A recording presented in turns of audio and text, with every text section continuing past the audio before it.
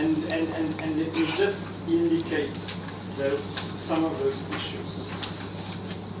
I think first of all we are saying that the issue of, and Derek has just dealt with it, the issue of identity. It's extremely complex.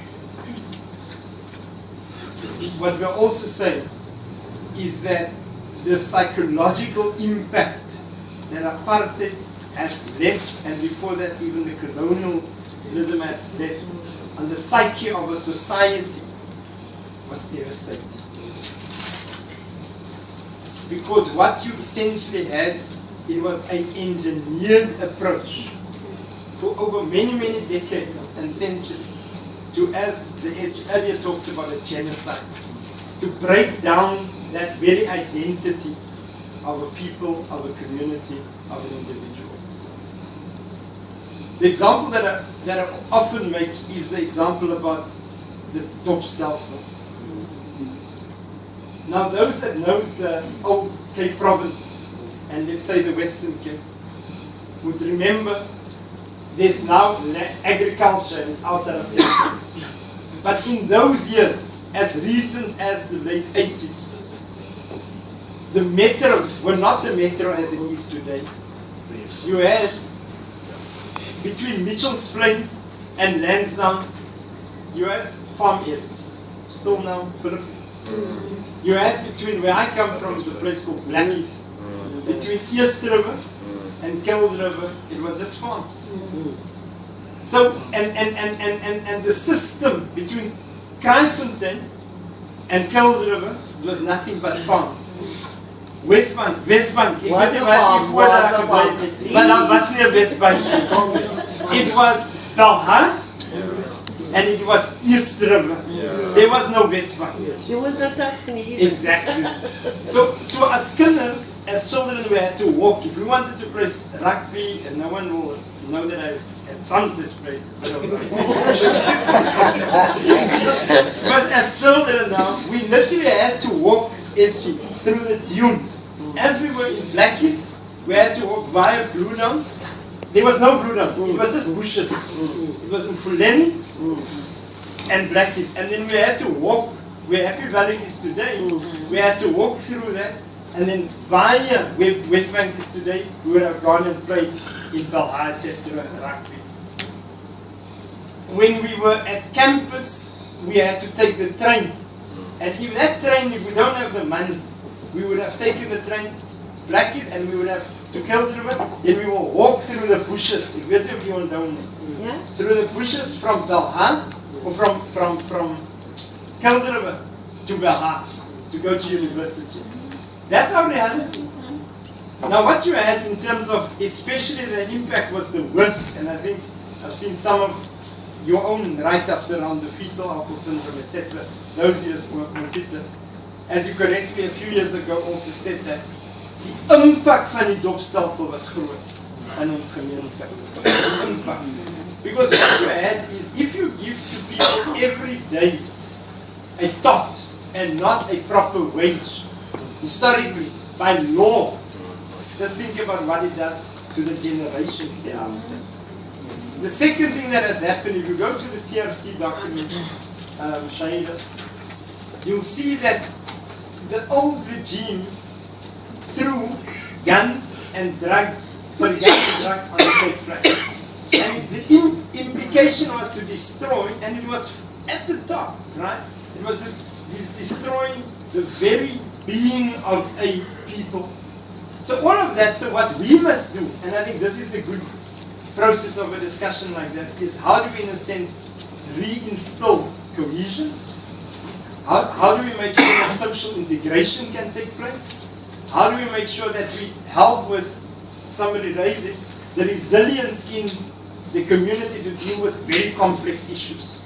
And some of those complex issues is relating to drugs, it is relating to tech in particular, is relating to gangs, etc., etc. What we are suggesting is, one, we cannot have a leadership in this province that works outside of the security cluster in South Africa.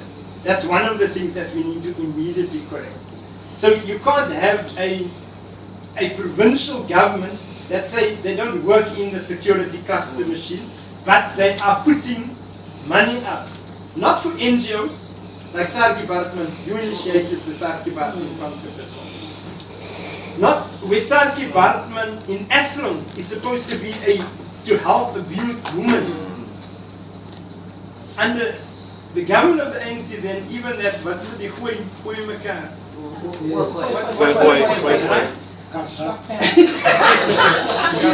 Even under that government, where that funding was given to organizations like NICRAM, as well as Sarki Bartman and others, today, there's suddenly organizations being 20 million and more is being taken out of the provincial government, and it is now going to NGOs that never existed. Never existed on Peter. Let me rather put it differently.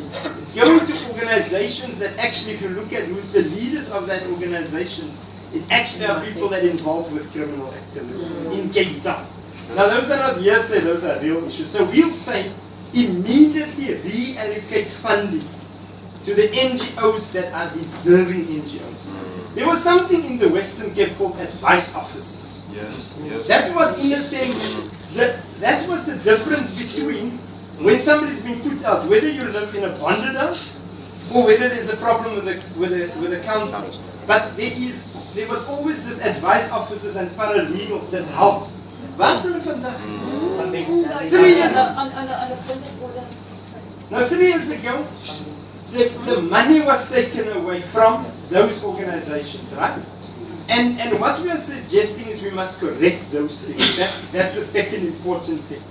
A third one relates to part of our assessment through the manifesto of the ANC, because under the leadership of the provincial secretary, there was manifesto engagements that took place. And we've picked up that an issue that came up is the cost dealing with drug rehabilitation centers.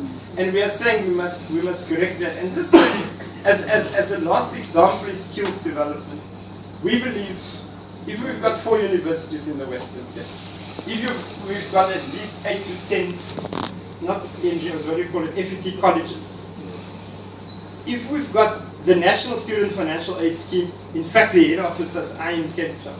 What we do require is a massive rollout of a skills development program, and hence we want to use these engagements. We don't believe it's difficult to find land in this province. Now the message that exists is that no housing cannot be built because there's no national government is not giving land. But just look at it. Turkey, as we sit here, belongs to the state. In this context, the provincial government has land. It is state land. It can be tomorrow utilized for integration for our communities. So what we want to suggest, and I'll leave the SG to make those concluding remarks, this is an engagement. We believe we don't have all the answers, but we are starting to put up a write-up on what is the issues, that question that came now earlier from Peter Murray. What do we suggest needs to be done in these various areas? And we believe we require your participation in that process. We require your wisdom, we require the energy, and we require engagement. So we thought of initiating this process with yourselves to say we would want to go into a deeper. One of our difficulties is, I was speaking to some rugby players a few days ago, and they're saying to me, the dilemma that they've got is they come to a particular point and they're not escalating. And then they explain to me some of the difficulties. And what we then said is we'll now go into an engagement with the sports fraternity, the rugby players in the Western Cape, from the poorer communities, to say what is the obstacles and how do we need help advancing. And I hope that we can, for every sector that's here, have these discussions over the next while. But the SG, the last word.